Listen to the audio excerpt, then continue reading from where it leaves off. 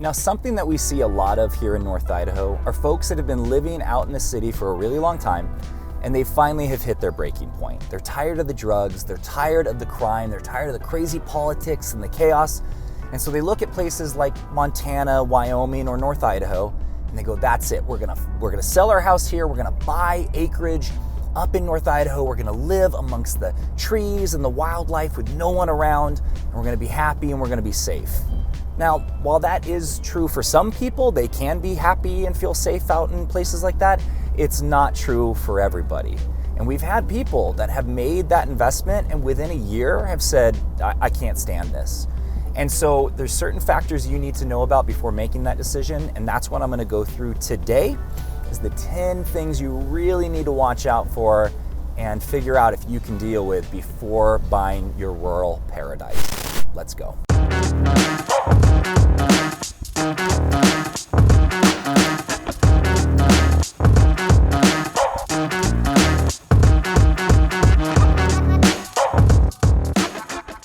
Hey, welcome to the Living Life in North Idaho YouTube channel. My name is Trent and I've been in this area for 32 years, so I do know a thing or two about what it's like living here. If you're interested in knowing more about what it's like living, eating, working, playing, buying real estate in this area, this is the channel for you. Go ahead and tap the subscribe button, hit the notification bell, so every time I come out with a new video, make sure that you're getting notified. Now guys, having lived in an HOA neighborhood as well as a working farm miles away from town, I can tell you they are definitely not the same thing. And I know a lot of people want the benefits, the pros of living in a rural area, but there are some cons, and those cons don't get talked about a lot. I know there's a lot of channels out there that are really glorifying the off-grid living, the homesteading, and while it is really cool, they don't really go into detail about the problems with that. So we're gonna start by talking about just the psychological issues that can come from living far away from everybody, some of the risks that come with it, and then if you are still serious about wanting to do that, some of the other factors you need to consider to make sure that you're picking the right place. So the first thing we need to talk about is your safety and your security living out in a rural place. Now, the misnomer that a lot of people fall for is, oh, I'm gonna live way out where no one can find me. Well, if there's a road leading to your house, they can find you, right? People can be driving around, they can look on Google Earth, they're gonna be able to find your property. And it's nice to be away from everybody, but the issue is that if you don't have neighbors very close, or you don't have neighbors that can see into your property, people can not only just come in and break into your house and steal what they want, but I see cases where moving trucks were brought onto the property and entire homes were emptied of their valuables. I used to be in low voltage security in my early 20s, so we were installing alarm systems and surveillance systems. And the worst attacks that we ever saw were out in rural areas. Now I will say, usually I only heard of this over in Eastern Washington, where crime is dealt with much more leniently by the justice system. But it can happen anywhere that you have, a home that is out in the woods. Now there are obviously ways to deal with this. You can get surveillance, you can get monitored security systems, but don't think just because you live out away from everybody that you're safe. Ultimately, having neighbors that can look after you and notice when there's a vehicle that shouldn't be there and it's there, that's gonna be the best case scenario. So just be aware. I mean, it's awesome to be away from everybody. I wish I had that right now, but there are some potential risks with that. Now, on that same note, being out away from everybody, not close to your neighbors, it's awesome when you have been in a city and you just need that break away from people. But over time, that can equate to loneliness and isolation. And if you don't have a big family and you don't have kids that, have friends, people are being invited over, you can pretty quickly find yourself in that state of mind, in that place emotionally, where you just find yourself missing people. And if you're really far away from town, it's quite a drive to get into town. All of a sudden, it's a thing to go out and grab a coffee with your friends. It's a thing to go to town and meet up with people. It's a much more planned out thing that needs to happen. There's an actual cost to it now because you are traveling. And so we've seen that happen too, where people, they love the rural lifestyle, they felt safe, but within a year they're like, oh my gosh, I didn't realize that I really don't like being by myself a lot. And if it's just you and your husband or you and your wife, you guys can find that you are arguing more, that sometimes you need the diversity in life, you need people and things to go do to spice things up. And so that's something that you really want to consider for yourself. Are you the kind of person that really likes to be alone? And that would just be awesome for you. I have a brother who lives on 5 acres out pretty much in the middle of nowhere, and he loves it. He loves it. He's so full of energy from not being around people, but that's definitely not for everybody. Another issue rarely talked about by people who are promoting living rurally is when you are out in a rural area in a small town, you're gonna have bored kids that sometimes get addicted to drugs or sometimes are just out there causing problems. When I was out working on a working farm that my friend's parents owned, there were definitely those days. Like, my friend was 5 years older than me, and he definitely went through that period where it was just, he felt like all he did was work, because it's a working farm. You got a lot of things that you got to do on that property to maintain it. And so he went through a very rebellious streak. He ended up getting addicted to drugs. He went to prison for a little bit. This is a real problem. Now, some of the more local areas to Coeur d'Alene, they don't deal with that as much, but you get out a little bit further. You get out, between Sandpoint and Bonners Ferry. There's a lot of really small towns up there, and it can definitely be an issue. It's a thing, and it's a thing all over rural America. And so you definitely need to be aware of that there might be some kids out causing mischief. And if you have children, they are going to most likely become friends with some of these kids. And so you just need to guard against that. It's not like, I'm focusing on the negatives right now. There's some really great positives, but I just want to bring reality to the situation. And since we just talked about this, the maintenance of the property is something you need to consider. A lot of people thought that if I moved out into the woods and I built my house, it would just be so much cheaper to live out there than living in the city. The city is expensive. Now, if you do it right, that can be true, but there's an upfront cost to that. It's never, we live in America in 2024. Nothing's cheap anymore, we know that. But you do have to look at the expense of either your time or hiring someone to help you to help maintain your property. No, you don't just get to leave it to do whatever you want. The fire department can come tell you if you need to thin out your forest or you need to get rid of some brush for fire hazards, and it's just a good idea. You shouldn't have to have them tell you to do it. You need to protect your property in case there is a fire. And fires are definitely a thing when you live in a place with so much wooded acreage, and that's definitely North Idaho. We have mountains and trees everywhere. And so you do need to be aware that the maintenance of that property is going to require either your time or someone else that you're compensating to do it for you. So when you are budgeting for your property, you also want to look at, do I need to have a tractor? Am I going to need trailers? Do I need an outbuilding to be able to store this equipment in? What is it going to cost to bring an arborist out to clear out some of these trees? Or a company to come and clear out the brush if you can't do it yourself? Costs are going up, guys, obviously. Inflation is just crazy right now. And so you really want to look at, just because you can afford a property, you have to look at, can I afford to maintain this property? And a couple more things on the cost of maintaining that property. You're also going to want to look at plowing your driveway. Typically you have a long driveway when you're out in a rural area, or you're on county road that might not be getting cleared. You need to check with the CC&Rs and make sure that that's in there and understand who's paying for that, for the road to get paved. And you might think, I'll just get a 4x4, I'll be fine. Some years, and then other years, absolutely not. It's not gonna work. You're gonna have to plow, you're gonna have to deal with the ice covering. No matter what vehicle you have, if there's a thick layer of ice over that gravel, you're probably not making it up and down where you need to go. There's also the factor of fire insurance, making sure that you are able to get coverage. So far as I know, there's no place in Idaho that you can't get fire insurance. Like in some places like California, where they basically dropped everybody and now they have a state fund, which I've heard is insanely expensive.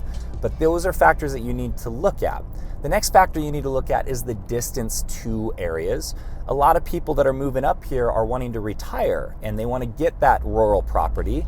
So you need to look at what is the distance to get to the hospital, what's the distance to go to Costco, how much are you needing to drive. That can also factor in to when you're needing to do some remodeling or some repair work.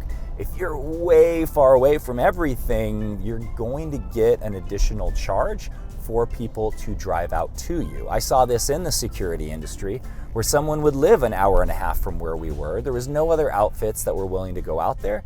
And so we would sometimes have to charge $250 just for the time that technician had to travel to get out there. And so yes, costs can definitely add up when you are living out there, and you just want to be aware that you might be paying more. And this is the kind of work that my team and I do to help our clients figure out if it is something that they're going to be able to afford. So if you are serious about making this move, if you're serious about making this happen, you can always reach out to us. The phone number or email address listed below. Day, nights, weekends, it doesn't matter. If it's 2 in the morning, we might have to call you back the next day, but we do have a voicemail system like most people, and we will get back to you. So yeah, reach out anytime. So if that doesn't discourage you and you're still serious about getting your piece of rural heaven here in North Idaho, let's move on to the things that you need to look out for when looking at purchasing that rural property to make sure that it is something that you want to move forward with.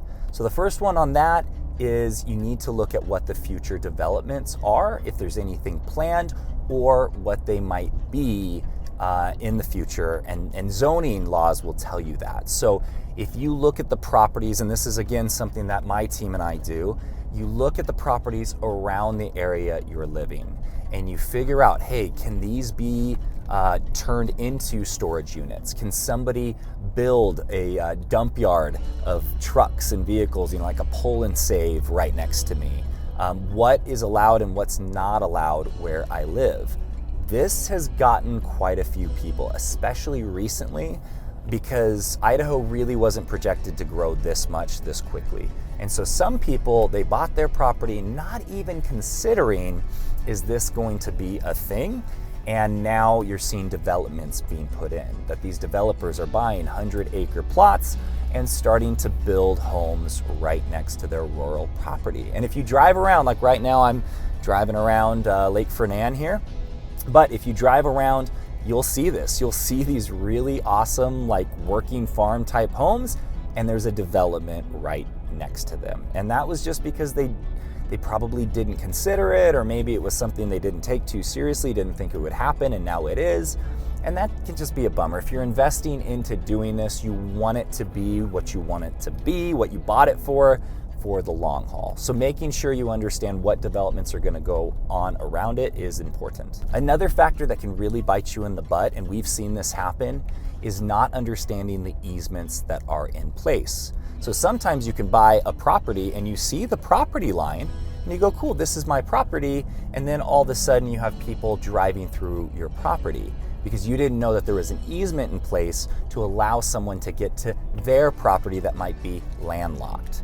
Now, this can be a real upset for people who think that this is my own private property. I moved out here so I didn't have to deal with anybody. And if you have the right agent, they will look into this and make sure you know what easements are there. The other factor of easements that can get a little bit confusing, in Idaho, you can have handshake agreements for easements. That is considered legal. And so you might be under the impression that, yeah, we have easement to get to our property. And we can go, there's 2 ways to get there. The other way's really long. You got to drive really far to get to it. And the other one's a shortcut. And maybe that handshake agreement was only between the previous owner. And it's not in writing. And so you buy that property and all of a sudden the new owner goes, well, I don't know these people. The owner or the agreement with the easement, right? And they go, well, I don't know these people. I don't want them to have that.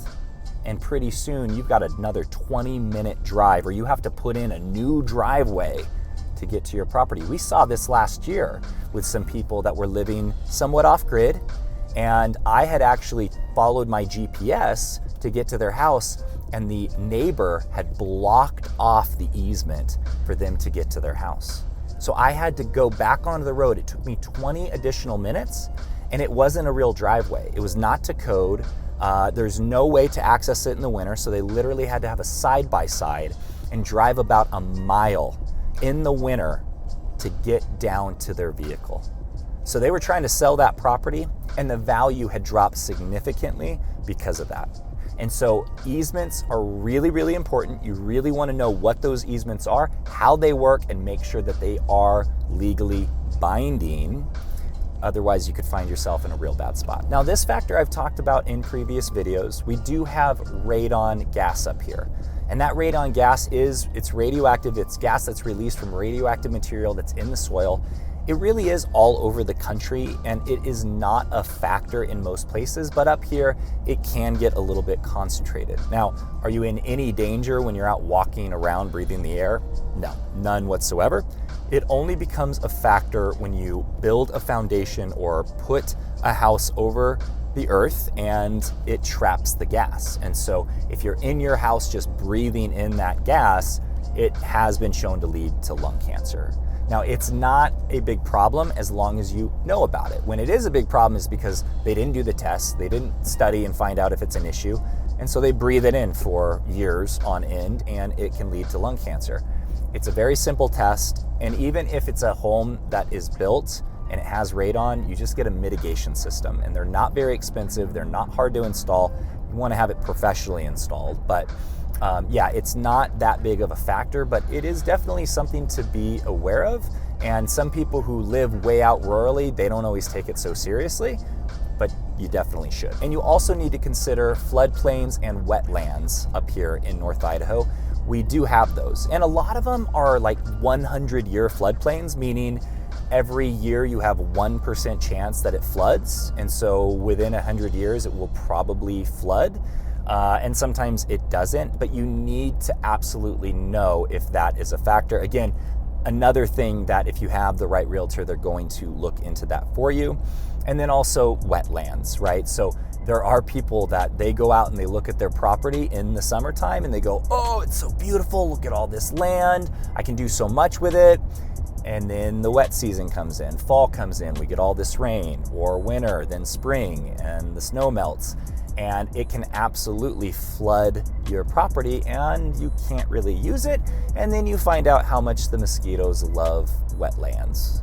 So again, these are all factors that a good realtor will look into. So just make sure you don't have to work with us, but make sure whoever you're working with does look into those things. Another thing to consider is that when you are looking at moving out in a rural area that has mountains, we already suffer from a lack of sunshine in the winter, especially when daylight savings time changes. I mean, you can sometimes only get a few hours of sunshine a day, and that can affect you mentally. It can affect your immune system. And so knowing the rising, where the sun's gonna rise, where it's gonna set, and how much sunshine you're going to get is definitely a factor you wanna consider. It's also gonna be a factor on your HVAC bill or how much wood you need to burn, because you might be having to heat that home a whole lot more because the sunshine's not gonna do it for you. And the last factor that you really wanna consider so you don't put yourself in a bad situation financially in the future, and this is for my people looking at doing off-grid living, you do not want to build an off-grid house if you think you'll ever need to sell it one day. And even if you don't think you'll need to sell it one day, things can change. And I've seen this happen myself. You go and build an off-grid home, and typically there are budgetary issues, and so you might cut some corners. You might not buy the system that maintains itself. You might do it where, well, yeah, you've got to carry in buckets of water, or you've got to chop the wood and you got to store it and all that. People don't like making big investments that involve a lot of personal time and labor to keep that house running. I've seen this over and over where people will spend a lot on building their off-grid home and they just don't get the equity out of it. Now, the only time this isn't true, and this is what I'm encouraging, build a house that is both on-grid, off-grid. That it runs perfectly fine. As long as everything's good, you have no issues, right? It's really convenient. It's much easier to get a loan on a house like that as well. And then if things do happen, you are all set up and you can be off grid and everything's just fine. Those are extremely valuable. People like those. But if you're just trying to find that off-grid home or build that off-grid home somewhere out in the woods, I mean, unless it's your secondary, it's a cabin and you're gonna use it like a cabin and it's just sort of your getaway spot if something bad happens, I don't suggest it. I've seen too many people that went that route and they end up getting stuck, or they lose a whole bunch of their savings because they have to sell it at a loss. So guys, that is it. Those are the factors that you really need to consider before going and buying your rural property. Again, I mean, I'm driving past a rural property right now that is just amazing. In fact, I'll probably show you a video of it. And oh, there's an elk right there. I mean, it's awesome out here. It's absolutely awesome. And I think it's a great way of living if you know what to expect. The great thing is in North Idaho, you can pretty much be rural and only be about 10 minutes outside of town. There's so much rural area here. Most of the land is publicly owned, and so it's not gonna get developed. It's not gonna turn into some neighborhood in your backyard. But you definitely wanna work with the right person. And so if you are serious about moving here, make sure you reach out at the phone number or email address listed below. There's also the website if you wanna go and see what's available in our market right now, check prices. And guys, I just wanna say thank you for watching this video. There's more right here if you want to check them out, learn more about Idaho. Until the next one, I'll see you later.